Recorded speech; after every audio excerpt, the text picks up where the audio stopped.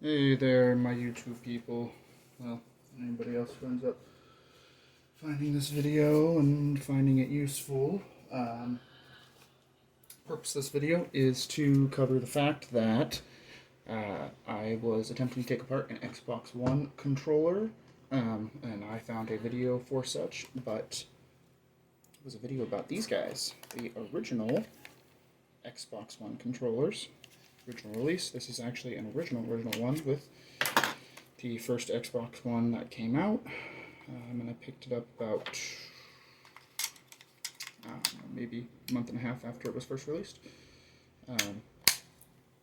Seems to be a problem with the directions that I found on disassembling these guys, so I figured I'd make a quick video about this. So we'll dig into it real quick. So it would seem, because I haven't actually worked on this one yet, as you can see I've got my red one all spread out in pieces. This is a custom edition order. Things like the rubberized back grip and obviously in red. So we'll just dig right in, make this easy and useful for everybody. First thing you're going to do, pop your battery cover off. I use rechargeable batteries, so mine have that nice little hole in there. These guys. It's changed a little bit with the Xbox X system, but you know, we're working on the Xbox One system. Then you're going to have these stickers. Easiest way I found to deal with these is a very fine flathead. Go in and just kind of scrape the edge just a little bit until you get it pulled. Grab yourself a pair of pliers. Peel this guy off. Sticker comes off. And then under there, you're going to see that screw is going to be the same as a screw here and here and here and here under the controller. However, in the video that I watched, he started with saying, you know, you're going to want yourself a flathead screwdriver and a Torx 8-bit. Get a good view on that. Not really. This is going to look different than a lot of people probably have, because mine are components off of a Leatherman. I'll jump into that for a second. I have a Leatherman Surge, which you can get with bit kits like this that have all these different additions: Phillips flathead, Allen keys, Torx, star bits, not star bursts, unfortunately. You can also get extensions like this that actually go into the Leatherman itself. Take that bit out, put my extension in, and I've got a standard quarter drive. I can stick regular drill bits in if I need to, but right now I'm just using it as pretty much a pair of pliers and a screwdriver. So this is my T8, a Torx 8-bit. Normally this would take this screw out, but upon getting down into my red one, if you look real closely there, you can see right there, there's a little pin in the middle of it. This is called a security key. This is a security key access Torx screw, and they all are. And, you know, I'm pretty prepared. I have a security key Torx bit set. It's on the job site under my desk. All I had with me was my standard Torx 8. So, what did I do? Since these screws are actually... I can't tell if they're aluminum or they're just really light gauge steel. What you can do is, since these security keys are so small on a Torx 8, you can take a 1/4, not 1/4, what am I talking about? 1/8 inch drill bit, or slightly smaller, specifically a metal bit, and you can put it in a drill and put it in the back here, and what you'll do is you'll stick it in, and you know, drill bits have that nice little swirl on them. Stick it in at a very low speed. You let it just walk itself around until it breaks that little key off. Does this damage the controller? No. Does this damage the screw? No. Like I said, the lowest speed possible. You do not want to damage the actual teeth of these screws. And what that will do is the bit itself will, after either like a revolution or two, you know, walking around, it'll bend it enough. One of the teeth of the bit will grab it and just pop that out. And that is what I ended up having to do with all of mine. because today is actually July 3rd, and I did not feel like going back to my job site to get freaking bits. But you can kind of see there's no key in there now. The screw itself is undamaged. You'll notice that from Microsoft they put just a tiny bit of Loctite on there. I've never seen the orange stuff before, but it's a good suggestion. So we can dig into this real quick just to make a complete video. I know we're getting kind of long, so I'm going to pause this for a second and get this controller caught up. What you're going to do after taking the battery cover off, pulling that back, you're going to take a flathead and you're going to pry along this edge like that.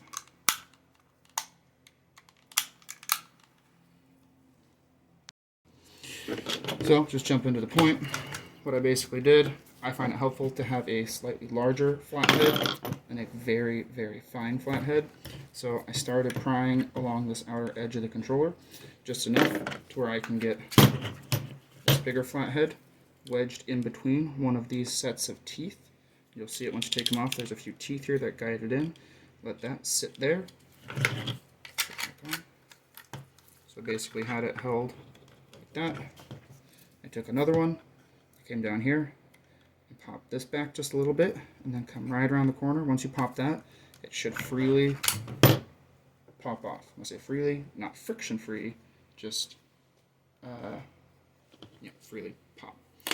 So just to jump to the point, once you get that off, we'll do the same thing to the other side. You'll have one screw there, and one screw right there. T8s as well, security T8s. So once I got my two covers off, took my drill bit and did all 5 screws, breaking out the security key. So then I just use a standard Torx 8, unless you really want to go buy a security Torx 8 for whatever reason. Same thing as Apple putting tri-wing screws on their batteries, trying to keep people out of their tech, just make it harder. So we'll jump past that. Once you get those screws off, the faceplate will basically pull right off. That'll be this guy. Pull the faceplate off. And then what I did is I went and set everything in order over on my working surface. Faceplate will come off, the back plate will come off. These will come off with basically no resistance. Comes right off. And then your toggle sticks, aka joysticks, should come right out. I mean, you can feel it when it's still part of the controller that they've got a little play. They literally just slide right off.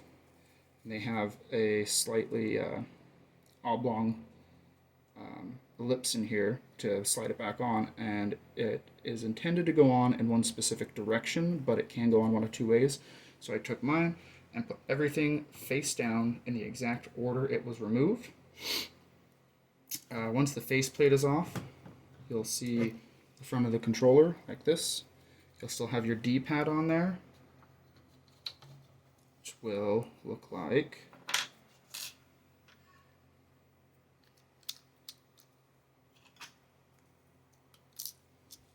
that. Basically, there are 2 little plastic hooks up here, and I'll get that out of the way so you can see them.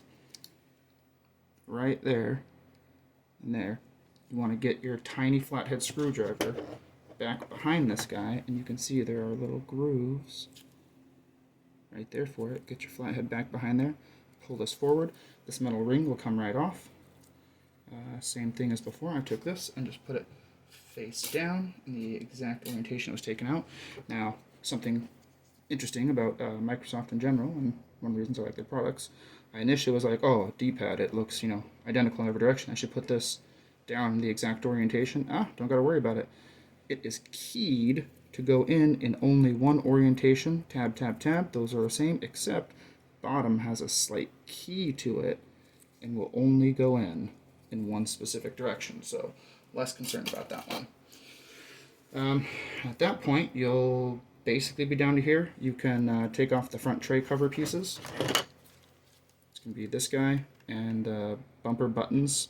So the way that was on is there's these little dowel holes, little dowels right there. pop those up with the flathead, and then this piece will literally just come right off, not the bumpers itself, but this piece, right off, face down. That left this guy on there, and this was pretty much just held in with a little clip friction. I was able to pull up one side of the button and kind of peel it off, and then set it down over here. And if you're doing like heavy cleaning or don't want to lose anything, this guy, your little sync button, could come out too. But I opted to leave that in there because I don't need it to come out. The reason I'm doing this is the left toggle stick has a bunch of issues. It doesn't respond correctly. I'm attempting to clean this and see if it helps. Otherwise, you know, this controller might be dead. Something to keep in mind, if you're holding the controller like this without the back plate, these are your vibration counterweights.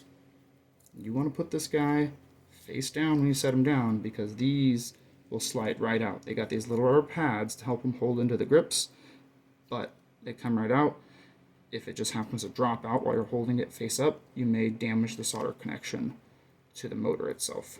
These are just little counterweight motors. This is how you get your joystick vibration. And if you're wondering, yes, they are different weights. See that the controller left is bigger than controller right. That's how they get that kind of uneven vibration going when you feel the weight spin. You might even notice that they also have weights up under your triggers. That's how they get the other vibrations. Yeah, and that's pretty much it. Past this point, if you're really wanting to take more apart, you're going to be taking, I believe these are T6s, out of the board itself, disconnect the board from the remaining faceplate. To go that deep into cleaning, I would suggest against it unless you feel comfortable with all of these wires that run around some of these pieces, because this will remove the board from the weights in their hold, the triggers in their hold. It's an easy way to start breaking stuff if you're still trying to fix it. But if you're just curious, want to take it apart, that's how you do it. It's very unfortunate that YouTube video I watched didn't actually go over the fact that these are security Torx, so keep it in mind. T8